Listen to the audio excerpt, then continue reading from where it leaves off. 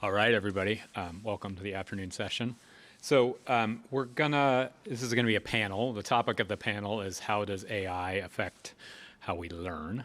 We have a distinguished group of panelists, and maybe I'll just start off by asking each of them to say just a couple of minutes about themselves, their role at MIT, and sort of how they think about and interact with AI in their research, teaching, et cetera. So we have our 5 panels. They are not in the order listed up here, so, but we've got the 2 Erics, Jacob, Yale, and Melissa. So we'll start with Eric K here, just because he's the first one in line. So go ahead, Eric. Great, thank you. And thanks to all of you for coming back after lunch. I'm Eric Klopfer. I'm a professor in comparative media studies and writing. I run our teacher education program there, which is a program that prepares MIT undergrads who want to be math and science teachers at the K-12 level. I run a group called the Education Arcade, focuses on educational technology, and I'm one of the co-directors for MIT's RAISE initiative, which stands for Responsible AI for Social Empowerment and Education. I'm along with Cynthia Brazil, who's the PI, and Hal Abelson. So a lot of my work lately focuses on both AI literacy, so how do you teach kids about how to use AI effectively, ethically, responsibly, and for social impact around the world, and then somewhat also thinking about how we use AI for education. So there's the AI literacy and there's AI-enabled education, and so we do some of both of those kinds of projects. Working around the world, primarily on K-12, but a little bit now more recently with community colleges as well. Great. Great. Hi, everyone. I'm Eric So. I'm a tenured professor at the Sloan School. I teach a variety of courses, but one that's directly relevant is I teach a class on the business of AI and robotics, where we try to empower students to work with these tools. I also help with a number of initiatives around Sloan, sort of propagating AI throughout teaching. So I run some seminars for faculty and lecturers and the like to come learn about these tools. And then I also am currently writing a book that's like very much thematic to this. It's currently called What AI Does to Us, and it's really all about all the ways that AI is changing the way that we think and we learn and we perceive the world. And so a lot of my research and focus is on that. And so, yeah, turn it up, Jake. Hi, I'm Jacob Andreas. I'm an associate professor in ECS and CSAIL and work on machine learning and language processing and a lot to do with language models these days. So, thinking, I think, both about, from an educational perspective, what's the right way to teach about all of these technologies, given how quickly they're changing? What's the right way to use these technologies for sort of education more generally and not just AI education? And then I guess on the kind of more fundamental ML side, thinking about ways of actually changing the way we train and build modern AI systems so that potentially they're more useful for educational kinds of applications. Yeah. Hello, I'm Yael Winker. I'm a postdoc here at CSAIL. I work with Antonio Torralba, and I'm working on enabling visual communication abilities in AI. So this means how can we go beyond the pixel image generation into models that can use visual elements also to think, communicate, and solve problems. For example, humans use a whiteboard also in education a lot to explain and learn, but AI today cannot do that. So this is my connection to education, and I'm happy to be here. Hi, everyone. My name is Melissa Webster, senior lecturer in managerial communication at Sloan. I teach 2 communication intensive for the major classes. One is management communication for undergraduates. The other is communicating with data for undergraduates. And I began incorporating Gen AI within months of ChatGPT 3.5 coming out. So that's been consistent in my classes and an ongoing process of incorporating it and adapting. I also have undergraduate research assistants where we look at how professionals are using Gen AI and how it's changing their work, how companies are implementing it. And I teach within Sloan's executive education foundation skills for managers and executives in Gen AI. Awesome, thanks. So I think the way I'd like to run this, I'll ask a couple of kind of warm-up questions, and then you guys start thinking about what you'd like to hear from our panelists, and then we'll open it up to the audience. So maybe I'll start off just with the topic of the panel, which is how does AI affect how we learn, and ask each of you to reflect on that. I think as we saw from the morning sessions, this is a very complicated topic because on one hand, probably we've all had the experience of interacting with an LLM, and it's like an incredible personal tutor, and you can ask it questions about things you don't know, and you don't have to be embarrassed because you forgot linear algebra or something, and it's quite a remarkable experience, I think. But on the other hand, it's a shortcut to learning in a lot of ways. As we've heard, we talked about writing and coding this morning, and that it has the danger that I thought Shen put it really nicely, that you think you understand something because you asked the LLM to generate the answer for you and it made sense, but that doesn't mean that you've learned how to actually apply or synthesize that skill. And a lot of what we struggle with teaching people to learn is how to put those skills into practice. And there's just this concern about whether we're gonna, how do we actually teach people in this era? So I'm happy, whoever wants to go first. I don't know. Somebody. They're all very modest.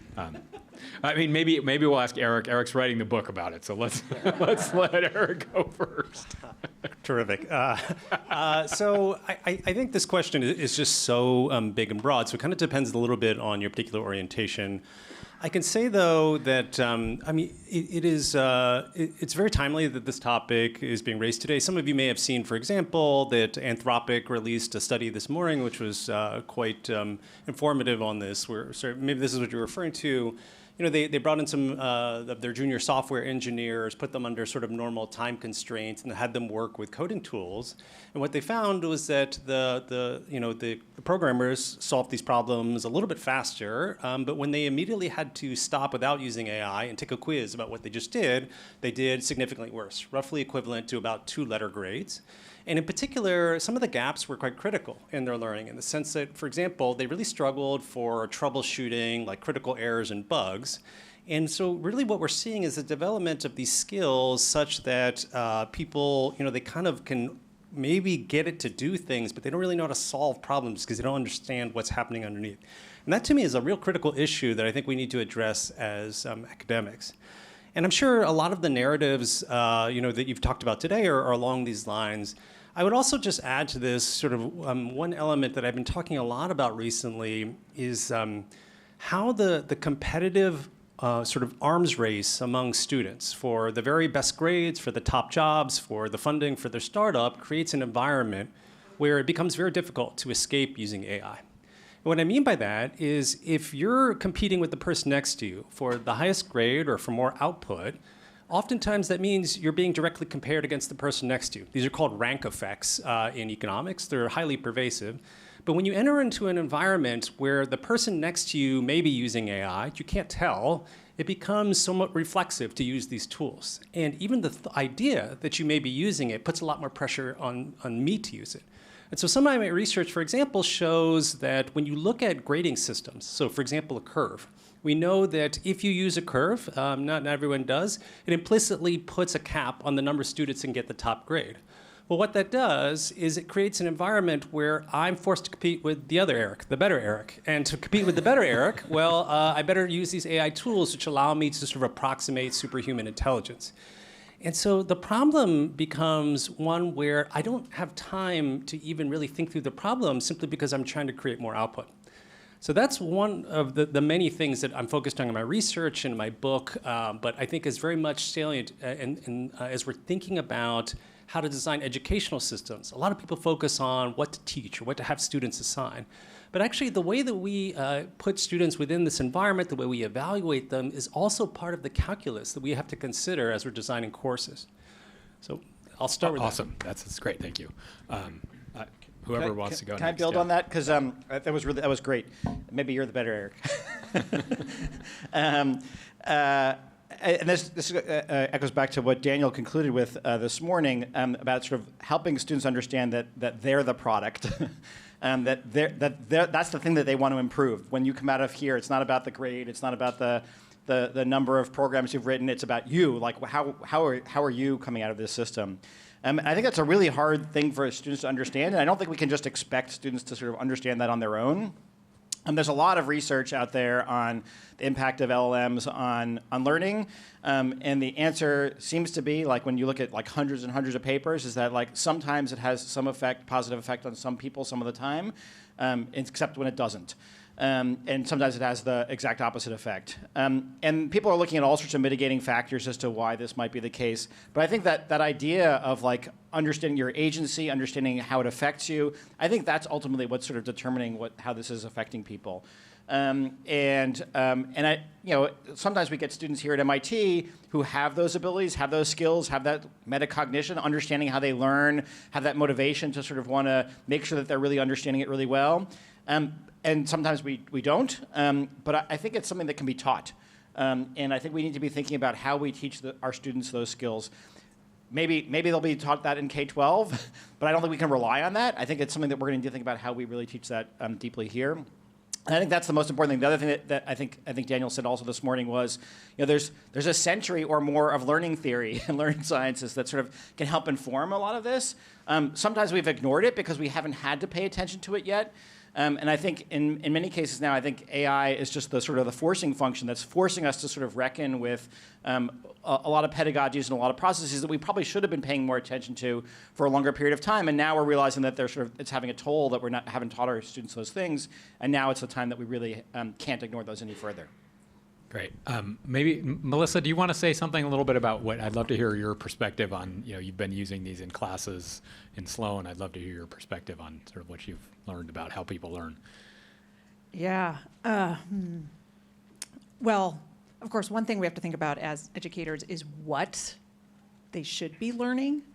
So not just the how, but what they should be learning, which I have been thinking about a lot because of, for instance, in my classes, the writing aspect, using Gen AI as a writing assistant in the workplace is a very reasonable thing to do and makes for good I would evaluate it as good quality output in many regards.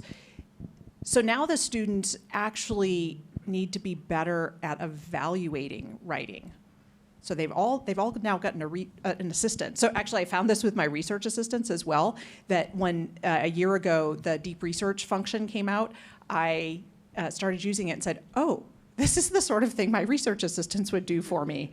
And so now I'm trying to teach research assistants how to manage research assistants. So the what has changed in addition to the how. The how, the how, I think the one anecdote I'm getting from students is that they're less likely to do things in groups. If it's not assigned as a group, they're less likely to work with each other to do the work. So they're finding that they're more isolated than previously. So my Europe students say, the P-sets that I used to do with students, other fellow classmates, I'm much less likely to do that now, because I can work with an LLM to do it. So I think that social aspect of how we learn is, I think Daniel maybe touched on it earlier today, that is something that, because I care a lot about our interpersonal skills, I'm thinking about that aspect as well. So a few different angles there. Great, thank you. Jacob? Yeah, I mean, I guess just to pick up also on something that Eric was saying, I think, even if you have a student who understands that in some sense the, sort of ultimate goal here is for them to understand this material as well as possible, I think we're not in a state where it's easy for them to use one of these tools to do better, right? It's in the sense that it's like very easy to say, here's my, P-set problem, plug it into a model and ask what the answer is and then write down the answer. I think it's pretty hard if you're sort of at some early stage of knowledge or understanding to take that P-set problem and go to any kind of language model or whatever that you can get your hands on right now and say, construct for me a set of exercises or like tutorial dialogue or something that causes me to understand the sort of complete conceptual system that this problem is ultimately designed to force me to reckon with or evaluate. So I think there's a lot of room for us to, I guess, as educators, to be on the other side of that and say, okay, well, if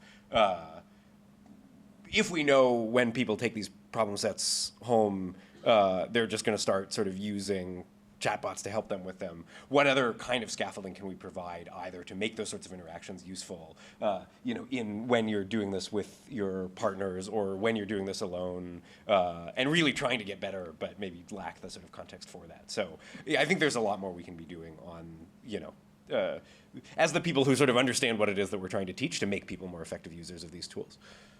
I'd love to come back to that, but maybe I want to hear from Yale.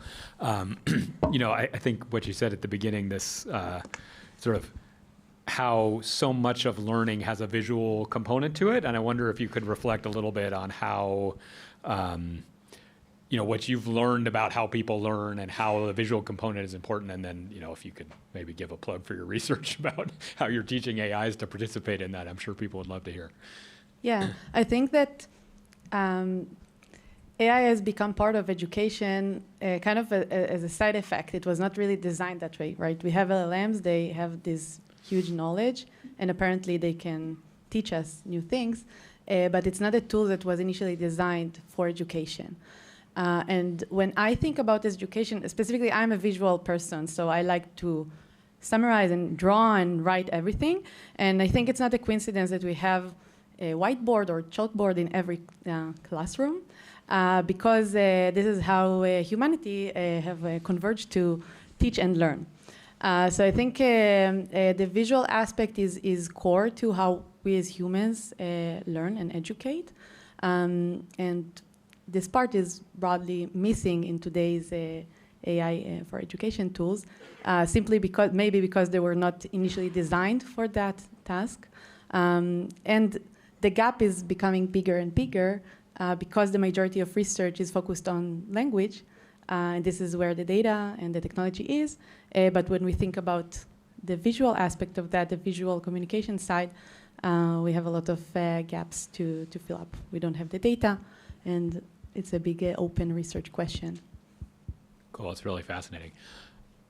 Maybe just come back to this thing that sort of stuck me that Jacob said, like this question of how do we develop the scaffolding to help people to sort of, I don't know what the right word is, make it so that people actually do learn. Like what is it, do you, in your experience teaching or working with students, are there things that you found that have worked well, or ways that you've changed your practice of teaching to make it so that students are actually learning the things that you want them to learn? I think we often hear people talking about, like, you start with the learning objectives, what do you want people to know, and then you work backwards to the like how you're going to make that happen. But I'm wondering how, when we have this, the thing that we've done for, I guess, hundreds of years in education, where we stand up and lecture and we give assignments, and a lot of that is going to have to change. So I'm wondering if you can reflect a little bit on things that have changed in your own practice,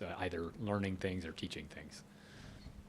I'll quickly say that I've leaned more into the flipped classroom. So the classroom is more for the synthesizing and practicing and applying of things than the taking in of information. So take in the information before you're coming to class, and then we're going to be practicing with it during class time. That's I think the thing I've used the most. Anybody else? I mean, I guess two thoughts. So I with regard to how to do this in the classroom, I really am not sure, and it's certainly not something that we've really done in any meaningful way in at least any of the NLP or ML classes that I teach right now. I think part of the challenge there is that the technology itself is changing so rapidly that even kind of what the best practices are, or what your sort of mental model of what you can do with a chatbot or one of these multimodal systems or whatever, is going to be out of date by the time you get to the end of the semester where you made a whole plan to roll these things out. I think it is also the case that just with respect to the kinds of things that you can do right now that are of the form, tutor me basically, or generate a whole sort of plan for learning some body of material. I think we're a long way from having models that are actually like good enough to do this. You know, if you take even a sort of GPT-5 type thing off the shelf right now and get it to role play as a student or ask it questions about what it thinks you know and don't understand as a result of some interaction, it's quite bad. And I think there's a lot that needs to change actually. Just to, you know, we can talk more about reasons having to do with the sort of training process why that might be the case. But I think there is a lot of sort of fundamental technical work to be done before we actually really have things that are like useful as tutors. At the same time, I think when we think about, you know, sort of designing, or yeah, maybe thinking about success cases, like certainly and I think even a lot of the like grad students and postdocs in my group have gotten a lot out of being able to say, hey, here's some new like little bit of math that I need to acquire for this project, or like piece of the literature that I didn't know, like talk me through it. And I think if you come in with a sufficiently sophisticated understanding of where you are and what it is that you're trying to achieve, then already you can do a lot by just asking questions or saying, ask me questions. And I think the challenge right now is figuring out how to get, you know, say a like first or second year undergrad to the place where they can negotiate those kinds of interactions effectively even before they, you know, sort of have all of the like specific content. I'll say a couple of things. So one is, I think a lot of faculty, teachers are using AI not necessarily directly with their students, but also in their own preparation of their teaching materials. And I've found that to be really helpful for me. We saw Shen talking earlier about giving feedback on slides. I've done stuff where I'm like, okay, I want to do a role play activity in my class tomorrow, and I need to write like 10 like little dossiers for the characters that I want people to role play. But I only have like a start on those things, and so I can come up with like a start for each of the 10 people, and then like, okay, now AI can sort of fill them out, make parallel, I can edit them. It was really great. Something that might have taken me a few hours and I probably would have given up on for the next day, I was able to do with the help of AI. So I found like I've been able to do some more ambitious curricular things on short times in more sort of responsive ways because I've had that aid. But again, like I think one needs to think about where and how they use that. Even as a faculty member, there's some research out that shows, like, you know, if you just sort of go to it to help with curriculum design, it's going to sort of take things down to sort of the lowest common denominator of the kinds of activities that you're going to do. And you really need to be able to be thoughtful about the kinds of things you're co-designing with AI. The other thing I'll talk about, I'll come back to the example I gave in my introductory remarks, where we had very explicit instructions for students in my class. It's a CIH class. You learned about CIH classes earlier. It's a CIH class, so there's a lot of writing in there. We had very explicit instructions about when they could use AI and when they couldn't use AI and how they needed to disclose it. And they were pretty good about that until the end of the semester where like it didn't work anymore. And a lot of them wound up using AI and not disclosing it. It was the markers were clear. And I think my lesson there is like I need to be giving them that instruction at the beginning of the semester wasn't sufficient. They need to learn about it just in time. So we need to have an intervention like 3 weeks from the end of the semester when everything's happening. We need to have an intervention at that time, or maybe a week or two before that, so they're ready for that time when it happens. And so how am I going to manage that situation when it happens? And I think we need to be thinking about ways that we not just sort of like give students guidelines and instructions, but really sort of take them through that the first several times where they can really live it out. So maybe I'll ask a sort of a related question, which is the the flip side of this. How has this changed how you think about evaluating your students, right? Because again, we've existed in this world of, and we've talked about this a little bit this morning already, but the typical way that we evaluate students is through assignments and exams, and some of that maybe still works in class exams work, but again, to Shen's talk this morning, we have usually supplemented exams with very sort of regular assignments that give us some indication that the students are understanding, and a significant portion of the grade is based on those. And then in the more advanced classes, we have these big kind of open, more open projects that require some sort of more ambitious synthesis of the material. And yet those those classes are more advanced, but they're not so advanced that the AIs can't do a reasonable facsimile of that synthesis for the students. So how do we think about evaluating? How have you changed how you think about evaluating or understanding that people are actually learning in this world?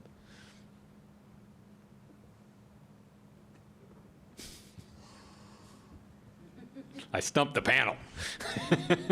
I think it's a very tricky subject. I will say that, this relates to what I was mentioning earlier. I think a lot of the grading systems or just the means of evaluation in society are collapsing with AI. The traditional means of doing that, I think, are just, they're separated from the thing that we want to measure, which is underlying quality. And so part of that means some like very rudimentary things that you often hear people talk about, including like, return to paper exams and those sorts of things, which it forces the person to like prove that they know something even without AI.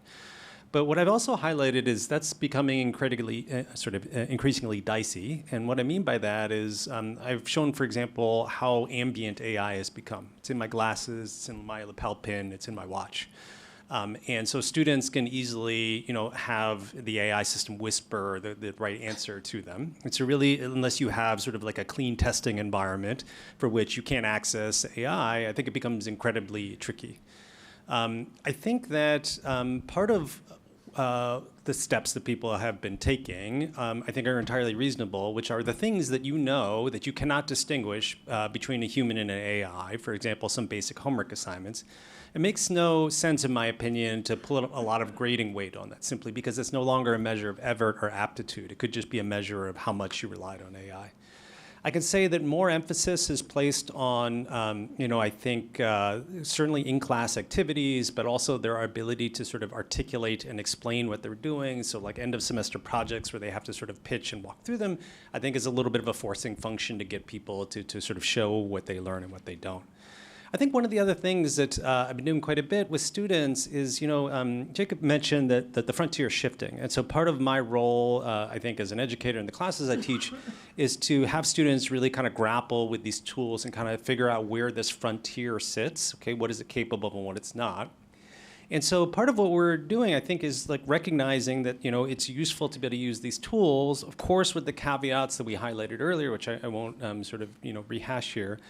But part of what that means is working with these systems and taking account of what works and what fails, where does the boundary sit, and force them to sort of reflect upon the cases where AI doesn't do what we hope they would do. And how do people know that? Well, they can't really tell unless they actually grapple with the material themselves. So I think that's part of the equation. I mean, I can tell you many, many things that we are doing, but anyways, I'll pause there.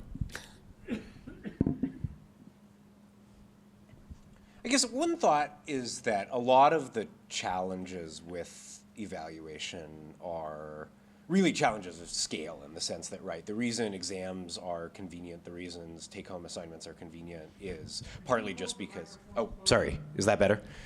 These are challenges of scale in the sense that a large part of the reason exams are convenient, assignments are convenient, is that you sort of issue one thing to everybody, they all fill it out, it comes back, and a TA or an instructor or increasingly some sort of automated process can then go through and assign marks to all of those things and give them back to people. And maybe what we're sort of facing up against is the fact that the sort of feedback generating mechanism for a lot of these classes was always maybe suffering from some of the same kinds of issues that we're seeing with AI right now. And if we lived in a world where we could do one of these sort of Oxbridge-style tutorial systems, and every student is having lots of one-on-one FaceTime with the instructors in their classes and being asked personalized questions about the specific assignment that we set for them, I think a lot of this would go away, even just because of the sort of social pressure from losing face in your tutorial with your tutor and not necessarily getting a poor score on an exam. And I think the challenge is just that, in many of the classes here, we have 300 students, 400 students, we have 3 instructors, and it's not really possible to provide that kind of individualized interaction. So. Yeah, somehow, I don't know that this is a satisfying solution, but if there were just more of us to talk to people, then I think we could actually make a lot of progress on this. If there were more Jacobs in the world, it would definitely be a better place. Right. So, that's the plea for why we should hire more academics. I'll build on some of the things that were said already. There's a phrase that I've heard. I attribute it to Mitch Resnick, although it may be Einstein that actually said it. It's that we need to measure what we value rather than valuing what we can measure. And so this relates to your comment around like thinking about what are the outcomes and outputs that we really want our students to have. And when you think about how we sort of assess those things. And it may be that it's a challenge. It may be that we really run into a challenge when we're doing that. But it may be that when we really think about what we really want them to be able to do and know that we actually find that there's better ways of finding those matches. And I think I've always relied on, and I think I'm relying more now on projects, presentations, really where their students are doing things in an interactive way, where there's people there where they have to sort of defend their ideas in real time.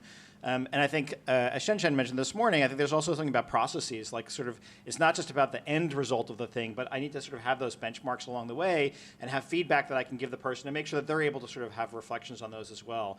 So they're tracking their own progress. And so I think before we could sort of rely on the fact that when we got a product at the end that there was some process that was behind it, but now we really need to be able to track that as well. So I want to ask another question to Yale specifically. You feel free to say you don't feel qualified to answer this question, but I think we this morning we heard people talking about writing and coding and learning languages. You've been thinking. I think you think a lot about art. I'm wondering if you can reflect at all about how AI is affecting what it means to create art or create visual arts, or and how if that impacts your research in any way. But I know there's a lot of sort of pop press about the end of creativity or whatever. So I'd love to hear your thoughts about that. Sure. Well, it's my own perspective, so it's not the ground truth. But I see the recent developments as just another tool. So humans have been inventing tools throughout history, and when we invent tools, they just change the way we work. But I don't think they are meant to replace us. So I see that as similar development to the invention of the camera, for example, that this has changed art completely, but it just opened new frontiers of art. So I just think it will be another tool. However, I do see that the interesting future use cases that I envision would be more around how these models can serve as partners for creation. And I think that in the visual domain, this is quite challenging because AI is advancing really fast with language, but in visual arts, most of the processes are visual. And under that, it's harder to communicate with the machine today in the common practices we're used to. And what's happening today is that people kind of change their practices to work through the textual bottleneck, which is highly non-natural for visual artists. So this also poses an interesting research direction, how to use them as more of partners for creation and exploration that we already do in the linguistic and textual part, and it will be interesting to do that in the visual space as well. Very interesting. Maybe we'll open it up. Somebody in the audience want to ask a question or two? I'm sure you guys have things to ask.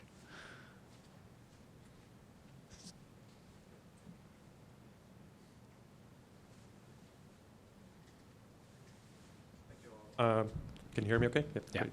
Thank you, Sam. Yep. And thanks to the panel. My name is Azad Juridi. I'm an MIT alum and background in cognitive science. I've also been working on a new project with Pavan Sinha, who's a professor of neuroscience, on the effect of AI on the brain. And you've all touched on it. But I'm curious, maybe I can give you an image that can, an analogy that you can explore that we found useful. And it's the bicycle. So if you think about the bicycle as, an invention, in cognitive science, it's been an interesting example that people use to illustrate how limited people's understanding is of everyday objects around them. So there's this famous effect called the illusion of explanatory depth. Eric alluded to it a little bit with this Anthropic study. You ask people, draw a bicycle and draw its components and tell me how it works. And you ask them beforehand, like, how much do you really understand how a bicycle works? And when they draw this image, it's pretty comical. You see the bicycle's mechanics don't make any sense. These are typically not MIT students. And then you kind of help illustrate this concept that AI is supercharging, that you feel like you understand something, you feel like you've generated code that makes sense, but then you pressure test it and it kind of falls apart. Now, if we think about creativity and bicycles for creativity, there's this famous image that Steve Jobs has given. When he was thinking about the computer, he liked to call it a bicycle for the mind. And Sendel Malnathan, I'm butchering his last name in ECS now, likes this as well as an analogy, so I'm borrowing it from him. Then in a sense, if you use technology to activate the mind and work in concert with the human body like the bicycle does, you have this opportunity to really amplify human creativity and abilities. And just to give an example of what he uses in this domain, so it's not anti-AI, it's just thinking of a way to use AI in concert with a human being, he talks about AlphaFold. And the power of AlphaFold for protein folding is something no human beings can really do, but it's powered scientific discovery. So I'm just curious about the panel's reactions. Are there ways to educate students about this notion of explanatory depth that doesn't often come with using a tool like AI, and can we instead use it to drive creativity? So really great questions. I'll just kick this off because it's been on my mind as of late. So this very well formulated question was like about this analogy that Steve Jobs used in 1980 about this idea that the computer is a bicycle for the mind. So I understand the parallels as sort of like it's an amplification of intention. Computers allow you to do more, to sort of reach further. But I've come to think about AI slightly differently, which is not really as a bicycle for the mind, but as a motorcycle for the mind. And what I mean by that is I think a bicycle, it amplifies the power that you bring. I think with a motorcycle, it's capable of propelling itself. And in those cases, the capabilities multiply, but so do the risks. And so part of the way that I've often talked to students is to sort of make them aware of what the cognitive science shows us about this illusion of explanatory depth, about creating incentive systems that force people to reckon with that, but also to sort of really to kind of bring forth some of what the research is showing about how people cannot really kind of tell the difference between what they're doing with AI and what they actually understand. So I actually wanted to call my book The Motorcycle for the Mind, but it was quickly shut down by the editor as being too esoteric. But I would love to chat with you more about this. Eric mentioned metacognition earlier, and one of the incremental things I'm doing in my spring course is actually having a class about metacognition, our metacognition around AI as a tool that we're using for communication. And don't tell the students, I haven't yet figured out what I'm going to do in that session. But I think it's a really important topic. So I will be venturing down that road. When I talk with managers and executives who very often ask about critical thinking, for instance, and how AI is affecting our thinking, and they seem particularly concerned for their employees and for their children, I think they should be concerned for themselves as well, that this is a conversation that now is necessary kind of everywhere, including in your company, because how is it affecting the work you do and the work you'll do in the future, and what counts as good now, and now that you can generate, say, 30 slide decks in a half day, what do you need slide decks for? Or what do you need meeting summaries for? So these questions, I think, are, so lots of larger questions that necessitate explicit conversations that we haven't really had before.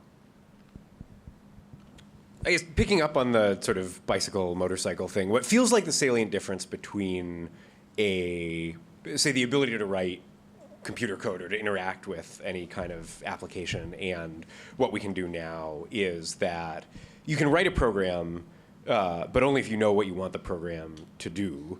And in the course of writing it, you sort of are understanding and are forced to articulate very explicitly like what pieces of the problem-solving process are being offloaded and what pieces of the problem-solving process you are figuring out for yourself. And I think the thing that feels different, or the thing that feels challenging about the AI technologies that we have right now is that you can get something out without quite knowing what it was that you wanted in the first place, right? You can ask a sort of ill-posed or underspecified question and, you know, and again, this is a sort of design decision or a sort of product choice. Most of the systems that we have access to right now, if you ask a bad question or give a bad instruction, they'll give you something out in response. They won't force you to clarify what it is that you actually were trying to get in the first place. And often, you know, precisely because it was underspecified, you won't be able to recognize that the thing that that comes out wasn't actually the thing that you were looking for to begin with. So, you know, again, I think there is room just on like the technical side of things to improve this, but that feels like a big challenge, right? Is that it's possible to get an answer to a question that is not actually the question that you meant to ask, and not realize that that was the answer that you got.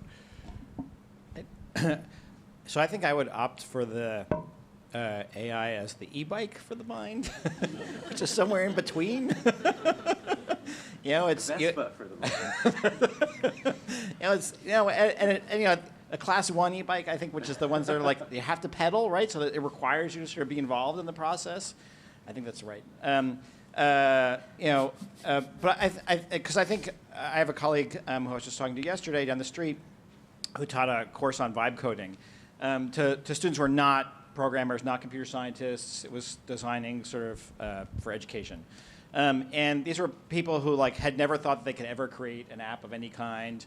And they all sort of created things. I think it was an app a week or something like that for 6 weeks. And those are things that like were disposable. They're not meant to be sold or used by anybody else, but they were sort of an expression of something they were interested in, an expression of an idea. It was ultimately something to communicate something to somebody else. And I think that AI can sort of open up opportunities like that to sort of communicate and express ourselves in new ways that we didn't have access to before. Sometimes I do stuff with graphic design that I'm not very capable in doing myself, but I'm able to interact with AI in a way that sort of makes me more capable of doing those things. And I think that with the right kind of combination, it can really amplify it in a way that the AI is doing maybe more than I can do myself. But I still feel very much involved in the process of that creation. So if I could just pick up on something Jacob mentioned, which is related to this question. So when I talk to students about like the skills that they need for the next generation, I often kind of draw this distinction between what I sort of loosely call agent orchestration skills and enterprise orchestration skills. And what I mean by that is, for a lot of people, working with AI means like, how do I communicate with the agent? How do I give it the right context? How do I design sort of the right systems to get it to do the thing I want to? Those are critical skills, but that's not the central focus to me. The latter category is what I refer to as enterprise orchestration skills. And it's very much related to what Jacob mentioned, which is we need the people who really understand what are the right questions to be asking. And that is a really critical skill that I don't think enough people are taking seriously. Too many of our students grew up in an environment in which they're used to receiving a homework assignment and sort of finishing the homework assignment and then sort of moving on with their life. But actually, I think for enterprise orchestration skills, you need to sort of understand what are the critical tasks that someone needs to solve. What are the problems that are really worth addressing? And then I think you need, on top of that, you need something that I've often sort of loosely referred to as calibration. You need the ability to understand whether the approach that you're taking is actually solving the problem that you think it's meant to solve.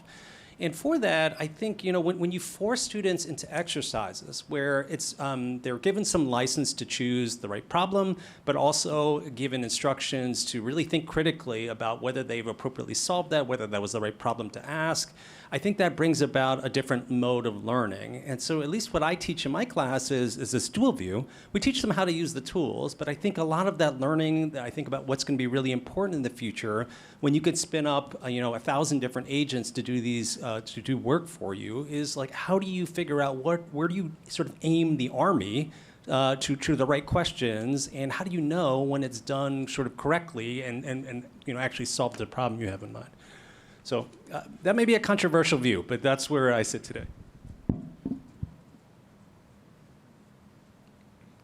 Go ahead. Hi, thank you so much. This was really, really, really great. My name is Per Wolof. I'm in Global Languages. I would like to share a very, very simple and profound insight that's not my insight, but I think that could serve as a lens to look at a lot of a lot of issues that you discussed in the panel, and I think that is incredibly helpful for me in order to think about what my students are doing and what my students should be doing and what we should do in education, what I do as a writer, as a scholar, what I'm doing as a human in this case. And this is an insight from Ethan Mollick, who's a business school professor at Wharton, UPenn, and I recommend you to follow him or whatever. I think he's one of my heroes thinking about AI in education. And he said this one very, very, very sounds initially relatively flat, but it's super, super powerful. He said AI is really most powerful in the hands of people who are already expert in the domain in which they use the AI. Yeah? So in many ways, I can, let's just say, like for the sake of an example, I'm a great teacher of European studies. Ask my students, I shouldn't say that about myself. By using AI in order to just kind of refine my class preparations or so, I can be a phenomenal teacher. Yeah, I could not teach computer science, yeah, because I don't know what you are doing. I can't say, oh, I'm signing up for teaching a computer science introduction class. I'll just like the night before class, I'll just like play around on ChatGPT. Just what can you give me lecture notes for tomorrow morning? Yeah. I mean, this is like kind of exaggerating to make it to make this example like to show how simple that lens is. But that lens is really, really, really powerful in my practice in order to think what we do in education. It also provides us with a limit of what AI can do in the educational space, because it suggests that we first have to teach. I don't know if we have to do it sequentially necessary, but we have to first teach students to think about these central matters in our fields in a really smart way before we can say, hey, and now you can use AI in order to just like delegate some of the tedious stuff and do like amazing stuff with your intellectual approach, how you see the field. So again, thinking about AI being really powerful in the hands of people who are already experts and being somewhat not powerful at all in the hands who are amateurs in a domain, I think it's a very, very, very useful way to think about it. So I just want to share that. I don't know if you want to riff on that. It's not really a question. I apologize for that. I can't remember if Ethan was referring to this or not, but there's a Anthropic study that basically said the same thing. They looked at a lot of prompts and the things that came out of the prompts, and they basically found that people who asked more sophisticated questions got deeper answers. So that like the more you sort of think about what you want to get, the more advanced the thing that comes out is. And so I think it speaks to that point that there is a very much a relationship between that. Now, could that be technically manipulated so that people who asked simpler questions got more sophisticated answers? Maybe, but I think that matching is probably important for people's understanding.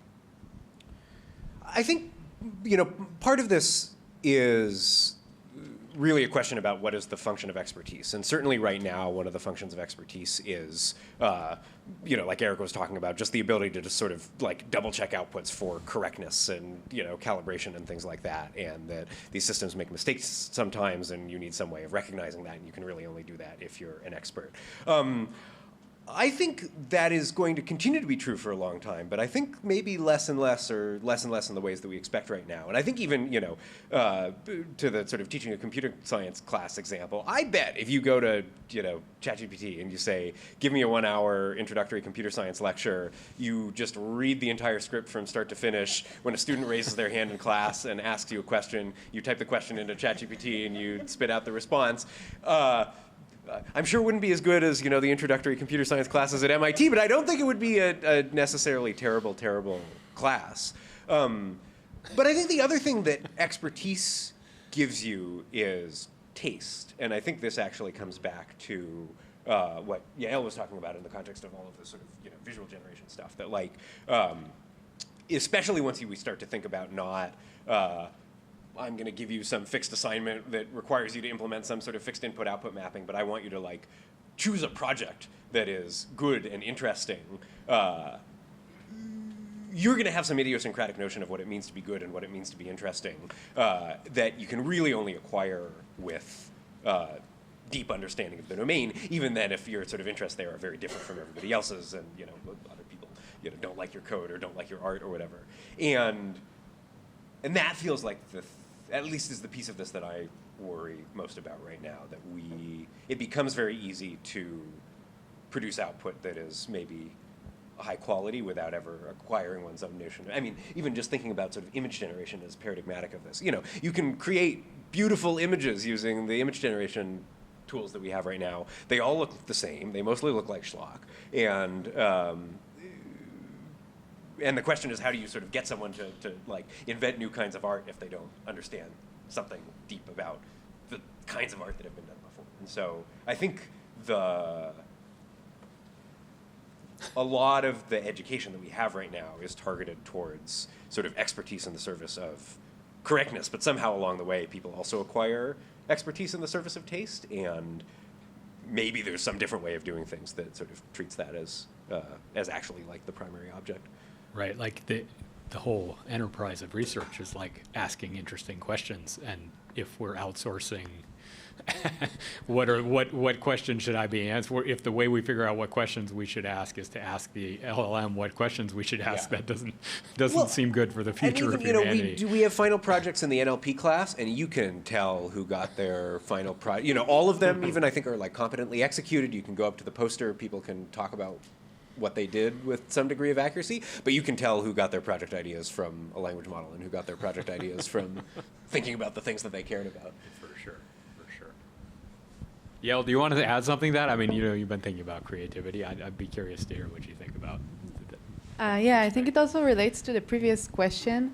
I wanted to say that basically, if we want to design models, like we are on the technology developers side, if we want to design models that will make us humans better thinkers or more creative, I think we also need to gain better understanding in what does it even means and the human practices. And this is also a very open research question in other fields. And I can say personally in my work, because I come from this more design background, so I have my own knowledge on the design process, and this gives me insights on how to build models that could help designers to actually think and create themselves and not replacing them. But this is a very narrow perspective based on my own personal experience, but we don't really have a strong literature supporting and also explaining how humans create, what kind of tools will help them to be more creative and think outside of the box. So this is why it's really hard, I guess, to develop the technology when we don't know what it should even do. We can't even say what it is. Yeah. Students always, my PhD students ask me this, like, how do you come up with your ideas? And it's like the hardest question to answer. Like, how do I know that that's a good research problem? And it's like, well, you know it when you see it. It's very hard to tell people, explain taste to people is very hard. Yeah. Yeah, I know. I'm sorry. You guys should go ahead. Thanks. I'm trying to pull a synthesis from what a number of you have said. One thing I keep thinking is that this question of the balance between empowerment and limitation, whether it's the metaphor of a motorcycle or an e-bike or a bike, that shape is different for different kind of areas that someone might use LLMs and AI. And Yael spoke about AI as a co-creator and the need for more fluid interfaces and interfaces to allow us to create in new and different ways. Eric mentioned Mitch Resnick, and I'm guessing the vibe coding class you're talking about was Karen Brennan's. So I was a teaching assistant for that in the fall with Professor Brennan at Harvard. And it really was exhilarating to see these educators, most of whom had never coded anything and really never expected to, not just doing readings and then talking about these reading topics about AI in education, but themselves creating things And then having created those things and run into limitations and understanding on a more personal, experiential level what was hard to do and how you can make something dazzling, but then you want to refine it with AIs or LLMs, and that can be so frustrating. And those conversations then about the theory and the writings we were responding to were so rich. So that's just a context I wanted to flag, this possibility of creating in new areas that we would not have been able to be creators in.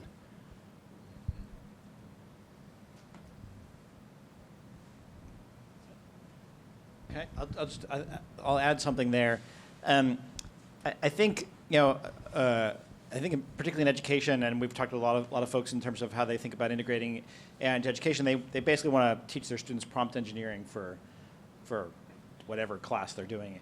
And I think that it's a much tighter integration. I think that where the creativity happens than just sort of talking with a chatbot. And I think talking about some of the work that Yael was talking about, we need more like IDEs for different kinds of creative domains. Things that integrate the kinds of tools you're already using that in those domains, whether it be molecular visualization or whiteboards, equations, whatever it is. Like I think there's ways we sort of interact in different domains that are not text. And when you think about ways that we sort of have those kinds of tools available to people in more different domains, and I think that would allow for that kind of creative expression and the much more attached to the domain. I'm also really intrigued by the idea of teaching creativity or teaching taste or teaching how to evaluate. So very often we're teaching students how to do a thing, and we ourselves are the evaluators. And I realized early on, I was like, oh, wait, I actually need to teach students to do what I do, to be able to look at communication and assess it. Is it good communication or not? And so I'm really, really intrigued by this. And sometimes I think we want kind of a mystery about creation or creativity. But there are things you can teach about it. So for instance, one element of creativity is to generate many, many, many, many ideas and have a practice of generating a lot of ideas, because that's generally how you get a good idea, is having had lots of bad ideas. And other processes that engender creativity, or how to come up with good questions. I do an exercise for managers and executives using Gen AI and push them in a way that makes them come up with an unusual question.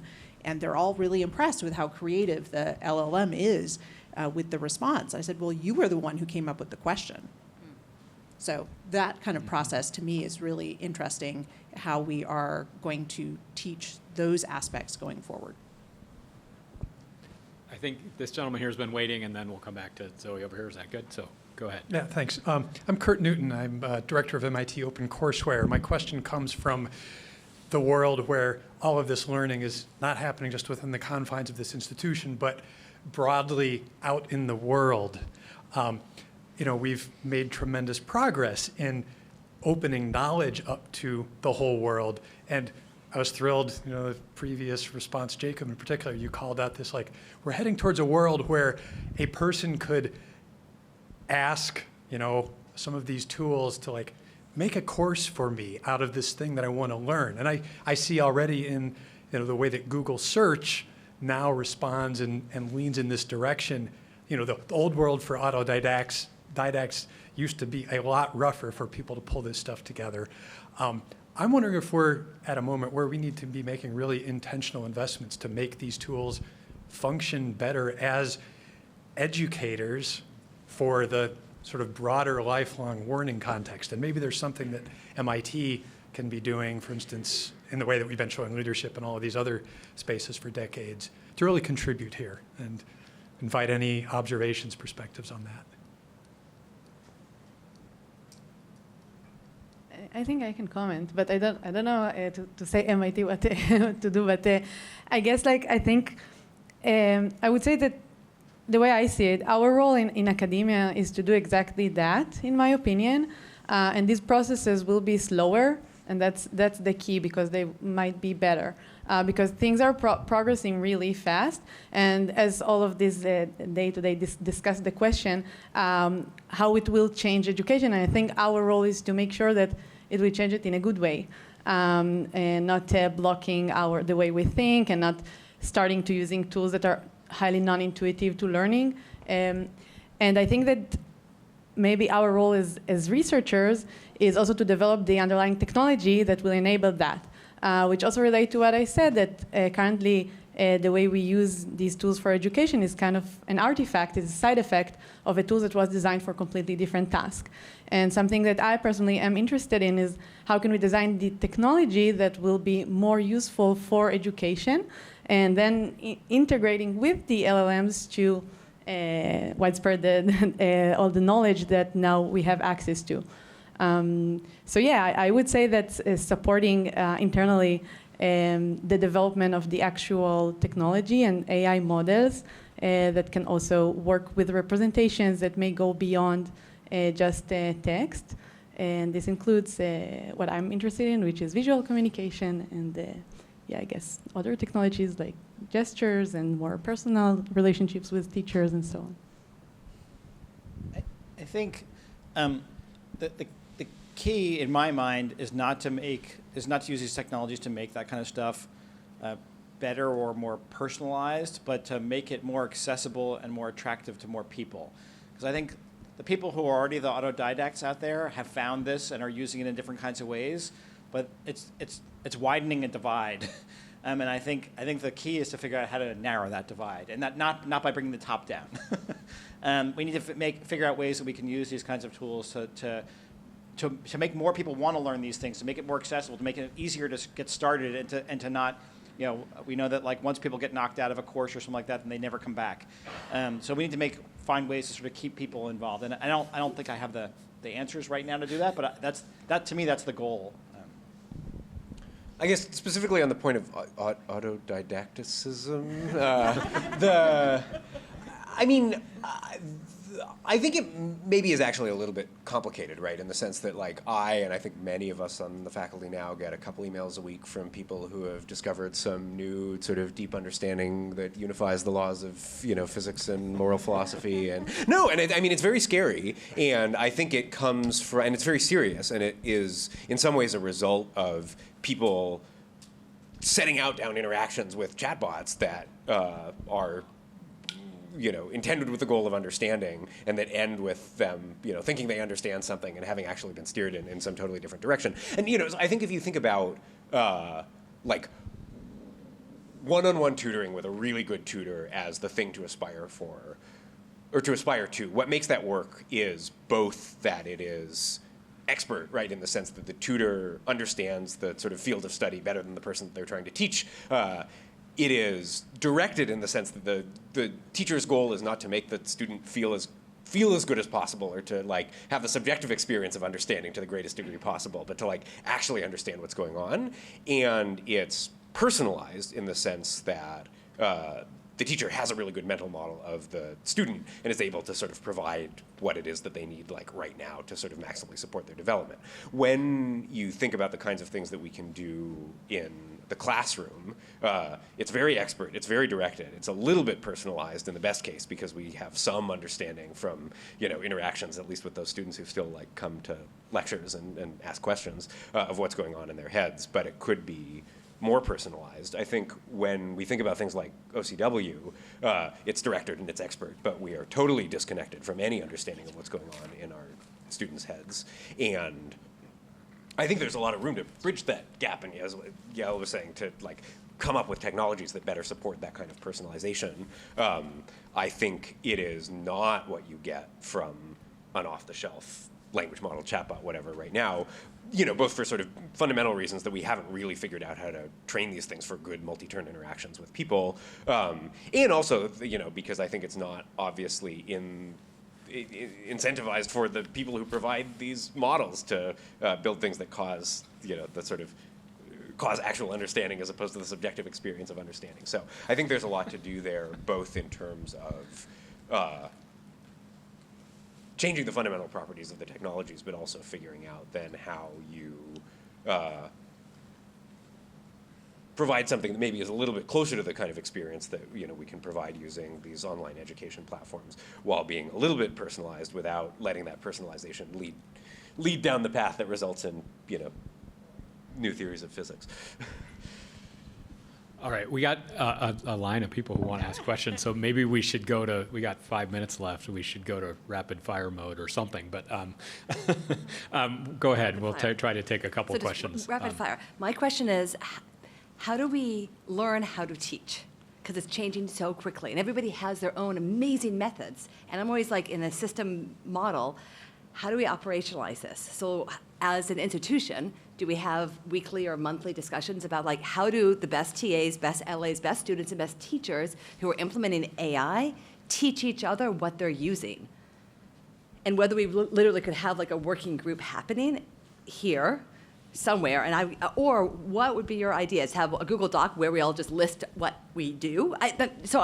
I wanted to put that out for the panel. How can we help each other be better teachers so we can help the students be creative and actually know how to think and have personal agency? That's the quick question. Well, since we're going rapid fire, I'll just say I think that's a great idea. I can say that, like at Sloan, one of the initiatives that I was tasked with in the dean's office is really trying to sort of educate different, teaching staff and faculty about how to, to use these tools. And so part of that meant sort of like weekly brown bag seminars where we take turns and someone sort of like presents like their particular use case, what worked, what didn't, but also like demonstrate how to use these tools. This was within Sloan. Right. I think there all are of MIT I'm trying to figure out because we all need to do it. So I think throwing it out there. I support you if you do it. I wish I had the bandwidth to help with all of that. But yeah, I mean, there's certainly, I think there are initiatives within individual departments to do these sorts of things. I think organizing it is difficult. But I'm sure there are many, many people, and who come to me and mention that they wish that there was something like this as well. For people who are willing to organize it, I suspect you'll get a lot of takers. Three quick things. Per mentioned this earlier. There's a model like within global languages, communities of practice. It may be that we don't have a global community of practice across all of MIT, but think about ways that we connect and have communities of practice. Second thing is next speakers from the Teaching and Learning Lab. Sorry. That's I think that could play a key role here. And then the third thing is we will have a form at the end that people can sort of put things on. So if there's suggestions like this, that things we need at MIT, make sure that you document that there. I will say briefly also, there is this new Institute Committee on Generative AI in the Classroom, or whatever it's called, and who is the chair? Who is the chair? We're part of the reason we're here. Yeah, ChatGPT. Part of the reason that Eric and I are organizing this is because we were put in charge of this committee. So we're running this Institute Committee, and this was our sort of we thought it'd be fun to do this as kind of a kickoff event. So, yeah. So, Eric, I know that Sloan actually take lots of initiative in AI, and especially you are leading lots of the effort, including Vivek and Rama's class. But my question is, like, how the Sloan, as a business school, will reshape the MBA AI branding, and then has increased the collaboration with the almost the world's the best ECS and CSL department in the world. I want to see more like the collaboration. Like we have so many professors from the computer science here. We want to actually speak to the language to the future business leader in a more general, public, easy way. Yeah, it's a great point. I mean, we have we really want to try to bridge across the institute. I can tell you that we have some pilot programs in place. So, for example, I'm the faculty co-director of a program called the AI Academy, where we bring a number of great faculty from Sloan and from Schwarzman together, including Jake, to come teach. And so we sort of teach the business side, the technical side of things. And I think in a lot of those interactions, you get the synergies that I think are most that people are looking for. So I can say that we are working towards that model. There's even some sort of unofficial, a push towards sort of a joint degree program along these lines. Again, making no promises, but there's a lot of sort of demand for those things, and we're working on it. So I think part of what I can also say is that within Sloan, there are a number of faculty, and we are Sloan faculty, but they are computer scientists at Sloan. And so we have courses by a number of wonderful people. You mentioned Vivek, but there are sort of joint placements that happen between our Sloan faculty and EECS that I think could really teach a lot of these classes. I would be remiss to say we're here thanks to in the Schwarzman College of Computing building, and thanks to the college for helping us organize this event and giving us the space.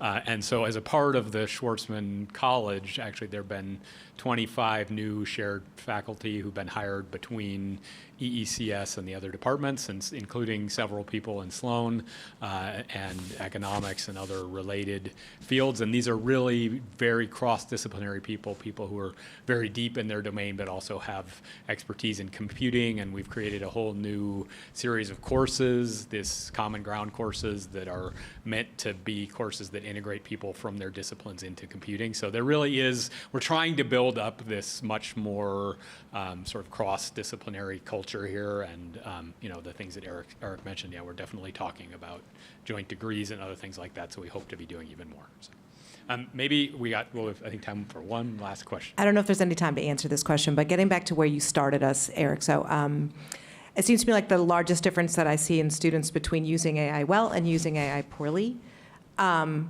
the elements of fear and stress and competition, which I think we all agreed is driven by grading. Why is grading the tyranny? What would be a good assessment system? And why are we allowing it to govern us? Can we break it? And if we break it, how should we rebuild it? Wow. Okay. All right. So that's a lot there. Yes. I think you're sort of asking the right questions. I think this is a much longer conversation that I have to have with you. I would add on top of that, you mentioned sort of like pressure and fear and those sorts of things. I also think it's like worth reflecting a little bit on what we know from cognitive science and behavioral economics, that like we are evolutionarily sort of wired to conserve energy, and particularly our brains are this like amazing sort of like anomaly within biology, that like our brains are 2% of our body weight, but they consume over 20% of our energy. And so what that means is like people are biologically programmed to sort of conserve energy for evolutionary reasons.